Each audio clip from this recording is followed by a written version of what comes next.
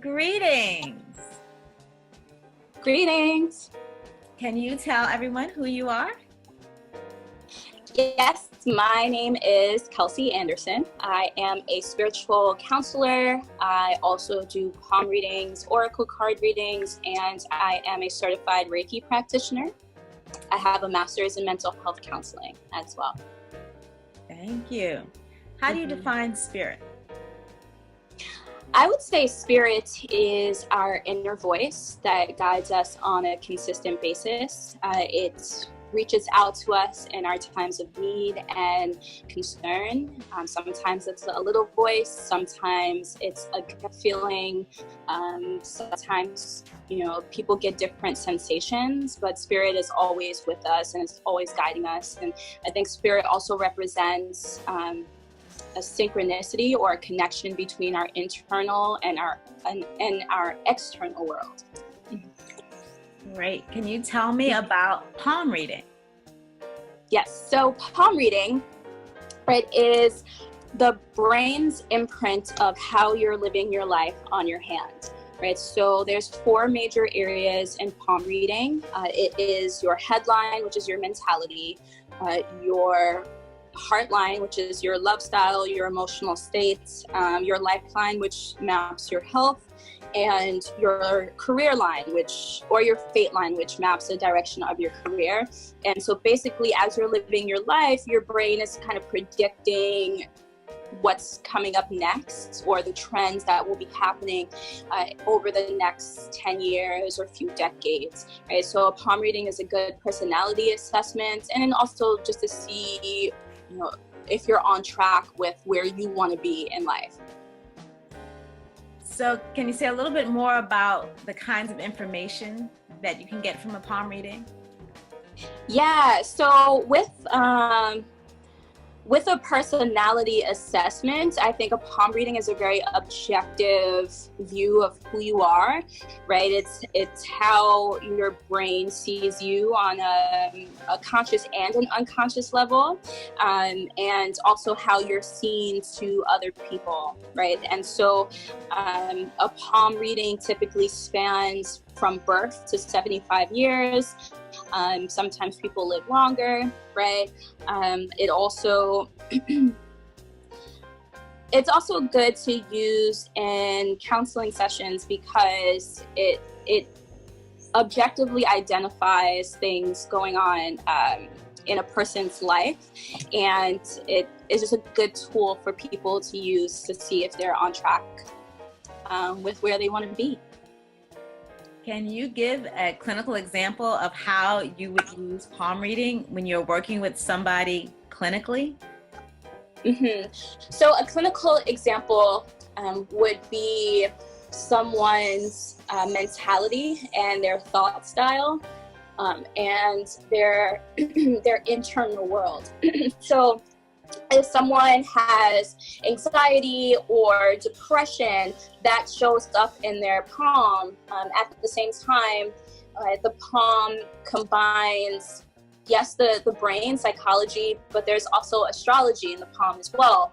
And so when I'm looking at the palm, that psychological palmistry, astrological way of viewing things gives a different perspective into a person's depression, anxiety, and self-talk, right? So it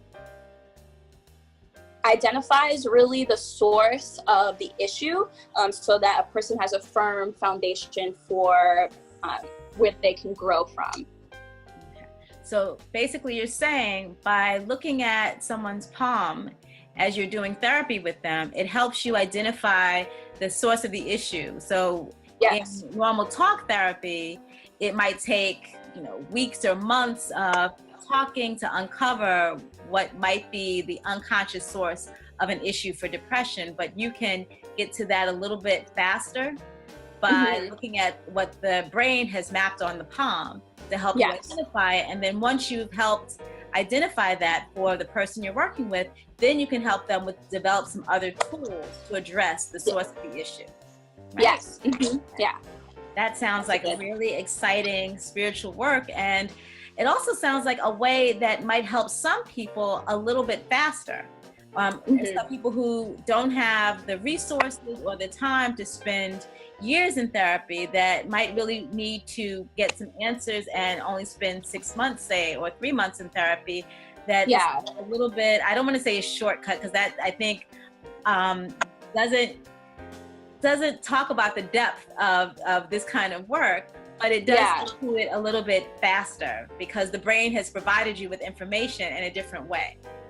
Yeah, and I think it's giving insight to a client.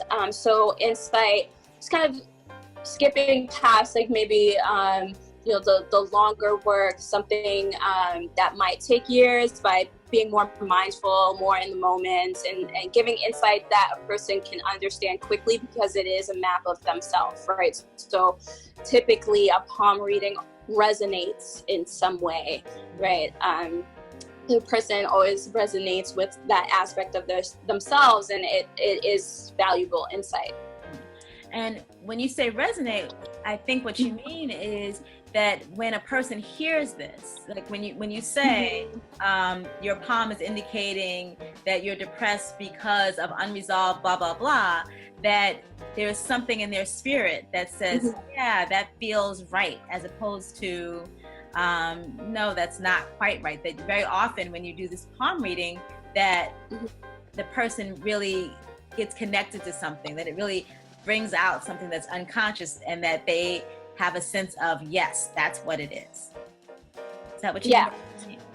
Yeah, and I also think palm reading, as much as it is intuitive, it's also a science as well. So it's a science because it's been pretty much experimented with, right? People have studied this for close to 1,000 years, maybe more. And so there's always reference to previous teachings. People are always advancing in palm reading. Some people go to school for years to learn how to read palms and astrology, right? So that they are the best practitioner that they could be. I think that's really interesting and important to note, because I know a lot of people think things like palmistry and astrology are just junk, that there's any scientific basis. And I think if you are just looking at the astrology in the newspaper, then that is true, that astrology is much more complicated than just your sun sign, just the sign that, everybody talks about, Aries or Taurus. And palm reading is also is more complicated than, I don't know how to do palm reading at all. I know that I have lines in my palm, but I don't know what any of them mean. That it takes a lot of study, and that these things are, although there is some intuitive basis, but there's intuitive basis in psychology as well, that it's more than just what we learn in books.